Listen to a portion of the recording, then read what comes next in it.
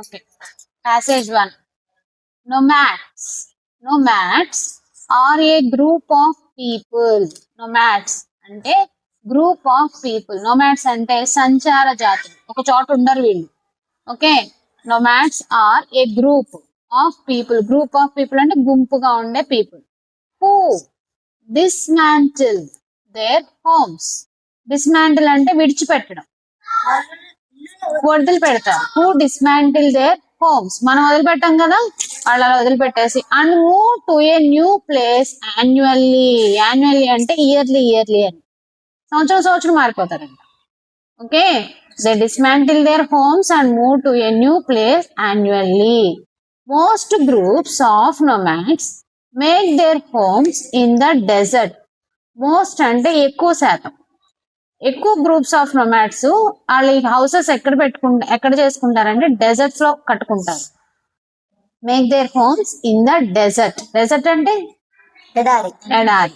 Wear water sources run dry after a while. అక్కడ water source ఎలా ఉంటది, కొంతకాలమే ఉంటది. రన్ డ్రై అంటే ఎండిపోద్ది.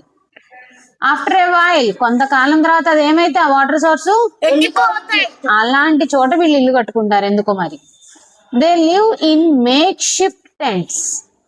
వాళ్ళు ఎలాంటి ఇళ్లలో ఉంటారంటే మేక్ షిఫ్ట్ అంటే ఎలాంటి హౌసెస్ అంటే ఉన్నంత కాలం మంచిగా ఉంటాయి, తర్వాత వాడుకున్నాక పాడైపోతే తీసేసి మళ్ళీ కొత్తవి కట్టుకునేటట్టు. మేక్ షిఫ్ట్ అంటే made to be used for short time వరకే యూజ్ చేసుకుంటారు. పాడైపోతే తీసేసి మళ్ళీ కొత్త వేసుకునేంత వరకు యూజ్ చేస్తారు tents. That are both sturdy means strong, yet easily taken apart. Strong గా ఉంటాయి అవి, మళ్ళీ తీసేయడానికి కూడా ఈజీగా ఉంటాయి. ఉండడానికి గట్టిగా ఉంటాయి, మళ్ళీ తీసేయడం కూడా ఈజీ అన్నమాట. ఓకే, అట్లాంటి టెంట్స్ లో వాళ్ళు ఉంటారు. When it is time to move, వాళ్ళు మూవ్ అవ్వాల్సిన టైం వస్తే, మీన్స్ అక్కడ వాటర్ సోర్స్ కనుక అయిపోతే వాళ్ళు మూవ్ అయిపోవాలి. వాటర్ సోర్స్ ఉన్నంత కాలమే అక్కడ ఉంటారు. అది కనుక డ్రై అయిపోతే they will move. They put all their possessions, possessions అంటే సామాన్. They put all their possessions on camels మీద పెట్టేసుకుంటారు. As they go in search of new place, ఇంకో కొత్త ప్లేస్ కి వెళ్ళిపోతారు. Okay, next they find their way, వాళ్ళ దారి. వే అంటే దారి. అబౌట్ ద ఎండ్లెస్ అంటే అంతులేని. ఎండ్ అంటే ఒక ఎండ్ ఉంటది, కనబడుతుంది ఒక చోట, కానీ ఇలా అంతులేని ఎక్స్పాన్స్ ఆఫ్ శాండ్ అంటే చుట్టూ ఇసుకున్న చోట్ల వాళ్ళు మన దారి ఎలా ఉంటది, అక్కడ రోడ్డు ఉండదు, ఏముండదు కదా. అలాంటి ఎండ్లెస్ ఎక్స్పాన్స్ ఆఫ్ శాండ్ లో వీళ్ళు ఎలా దారి కనుక్కుంటారంటే with the help of stars and the planets. వేటితో దారి కనుక్కుంటారు వాళ్ళు? Stars and planets. At night, రాత్రిపూట కూడా వాళ్ళకి దారి కనబడుతుందంట. పైన చుక్కలు బట్టి, ఆ పైన ఆకాశంలో ఉన్న గ్రహాలు బట్టి వాళ్ళు దారి కనుక్కుంటారు. And footprints in the day అంటే పగలు కాళ్ళ ముద్రలు. ఫుట్ ప్రింట్స్ అంటే కాళ్ళ ముద్రల ద్వారా వాళ్ళు దారి కనుక్కుంటారు. Despite their primitive lifestyle. Despite అంటే ఉన్నప్పటికీ ఇలాంటి ప్రిమిటివ్ లైఫ్ స్టైల్, వాళ్ళు ఇలాంటి ప్రిమిటివ్ అంటే ఆ పాతకాలపు లైఫ్ స్టైల్, వాళ్ళ తాతలు ముత్తాతల నుంచి వచ్చిన లైఫ్ స్టైల్. మనం ప్రిమిటివ్ లైఫ్ స్టైల్ వాడుతున్నామా? మన తాత వాళ్ళు ఎలా ఉంటున్నాం, మనం అలా ఉంటున్నామా? నో, we are modern, but they are primitive. వాళ్ళ తాత ముత్తాతలు ఎలాంటివి అయితే వాడారో వాళ్ళు కూడా అలాంటివి. Their primitive lifestyle. Despite their primitive lifestyle, a hierarchical class structure. Hierarchical అంటే ఒక ఆ క్లాస్ అంటే వాళ్ళు ఒకళ్ళ తర్వాత ఒకళ్ళు వరుస అన్నమాట. ఇప్పుడు ఒక గ్రూప్ లో పెద్ద ఉంటాడు, చీఫ్ అని విన్నాక ఏకలవ్యాలు. ఆ చీఫ్ తర్వాత ఇంకొకళ్ళు ఉంటారు. ఒకవేళ చీఫ్ లేకపోతే ఇంకొకళ్ళు రీప్లేస్ చేయడానికి. ఆ చీఫ్ తర్వాత ఉన్న వాళ్ళకి ఎలా ఉండాలంటే వాళ్ళ దగ్గర ఎక్కువ క్యామిల్స్ ఉంటే వాళ్ళే చీఫ్ అవుతారు. ఎవరి దగ్గర ఎక్కువ అమౌంట్ అలా క్యామిల్స్ ఉంటాయి. Hierarchical class structure exist among the community. కమ్యూనిటీలో ఒకళ్ళ తర్వాత ఒకళ్ళు ఒక లైన్ ఫామ్ ఉంటుంది అనమాట. ఓకే, పోటీ పడరు, ఒక లైన్ ఉంటుంది అనమాట. Camels are considered as the symbol of prosperity.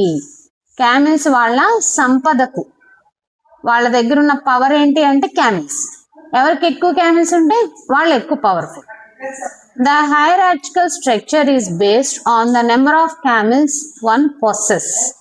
Hierarchical structure అంటే ఒకళ్ళు ఎవరు పెద్ద అంటే వాళ్ళ దగ్గర ఎక్కువ క్యామిల్స్ ఉంటే వాళ్ళే పెద్ద, వాళ్ళ తర్వాత నెక్స్ట్, అలా అన్నమాట. Nomadic life may seem to be without the complications of city life. ఈ నొమాడిక్ లైఫ్ సిటీ లైఫ్ అంత కాంప్లికేటెడ్ కాదు. కాంప్లికేటెడ్ అని తెలుసు కదా, ప్రాబ్లమ్స్ ఉన్నాయి. మన సిటీ లైఫ్ లో చాలా ప్రాబ్లమ్. మనకు కరెంట్ కావాలి, వాటర్ కావాలి, ఖచ్చితంగా ఇల్లు ఉండాలి, డబ్బులు ఉండాలి, కానీ వీళ్ళకి ఏమీ లేవు, ఆ ప్రాబ్లమ్స్ ఏమీ లేవు. Nomadic life may seem to be without the complications of city life yet అయినప్పటికీ they are beset with their own set of problems. వాళ్ళకుండే ప్రాబ్లమ్స్ వాళ్ళకుంటాయి. Okay, they are beset అంటే తమదైన సమస్యలతో సతమతం అవుతుంటారు. వాళ్ళు ఒకే చోట ఉంటారు కాబట్టి వాళ్ళకి ఒకటి అంటూ స్టాండర్డ్ గా ఏముండవు, ఒక క్యామిల్స్ తప్పించి. వాళ్ళతో తీసుకెళ్లే క్యామిల్స్ తప్పించి వాళ్ళు ఎప్పుడు కష్టపడుతూనే ఉండాలి. అవునా, వాళ్ళకి ఎప్పుడు ఏ ఫెసిలిటీస్ ఉండవు, హాస్పిటల్స్ ఉండవు, ఎడ్యుకేషన్ ఉండదు, మంచి ఎడ్యుకేషన్. సో చాలా ప్రాబ్లమ్స్ ఉంటాయి వాటికి కూడా. They are beset. Beset అంటే తమదైన, affected by with their own set of problems. వాళ్ళకి ప్రాబ్లమ్స్, వాళ్ళ ప్రాబ్లమ్స్ వాళ్ళకు ఉన్నాయి, మన ప్రాబ్లమ్స్ వాళ్ళకి లేవు, కానీ వాళ్ళ ప్రాబ్లమ్స్ వాళ్ళకి ఉన్నాయి. ఓకే, ప్యాసేజ్ అర్థమైంది కదా, ప్రాక్టీస్ చేయండి. ఇప్పుడు ఈ ప్యాసేజ్ బట్టి ట్రిగ్గర్ వర్డ్ యూజ్ చేసుకొని మనం ఆన్సర్స్ చేద్దాం. What is the first question? Why do nomads move to a new place? Why అంటే ఎందుకు. Very good. Why do nomads move to a new place? ఎందుకు మూవ్ అవుతారు? They love to travel. Passage లో ఇచ్చింది ఇదా. Their homes are tents which can be dismantled. అందుకనా they depend on natural resources that exhaust fast. Yes, వాళ్ళు ఒక natural dry అయిపోయే land చోట ఉంటారు కాబట్టి సో వాళ్ళు మూవ్ అవ్వేది అందుకని. They depend on natural resources, సహజంగా ఉండే రిసోర్సెస్ మీద డిపెండ్ అవుతారు కాబట్టి. So right answer is C. Their camels have to keep moving. Camels move అవ్వాలనా? No. Okay, next second question. Which adjective can best describe the nomadic homes? Which adjective? Adjective అంటే noun గురించి explain చేసేదాన్ని adjective అంటాం. ఏ adjective మనకి nomadic homes గురించి చెప్తుంది? ఏ adjective అంటే make shift. Make shift అనేది ఎక్కడ ఉందంటే మనకి ప్యాసేజ్ లో చూడండి, అదిగో make shift tents. They live in make shift tents. So make shift అనేది టెంట్స్ గురించి చెప్తుంది కాబట్టి adjective మేక్ షిఫ్ట్. అర్థమైందా? నౌన్ ఏమో tents, make shift adjective. Okay, answer is a. Next third one. The hierarchical class structure is based on. ఈ hierarchical అంటే శ్రేణి, ఒకళ్ళ తర్వాత ఒకళ్ళు, లైన్. హైరార్చికల్ క్లాస్ స్ట్రక్చర్ అంటే ఫస్ట్, నెక్స్ట్, సెకండ్ అలా ఉంటది కదా. ఈ class structure is based on దేని మీద? The size of the family, the number of tents, the number of camels, the number of camels. Camels బట్టి వాళ్ళు structure, hierarchical class structure base అవుద్ది. Next fourth question. What guides the nomads to take a particular direction? ఏది guide చేస్తుందంట? What guides the nomads to take a particular direction? ఏ direction వెళ్ళాలా? ఏం guide చేస్తే? వాళ్ళ దగ్గర మ్యాప్స్ ఉంటాయా? క్యామిల్స్ గైడ్ చేస్తాయా? Very good. Stars and planets. Stars and planets. D is the right answer.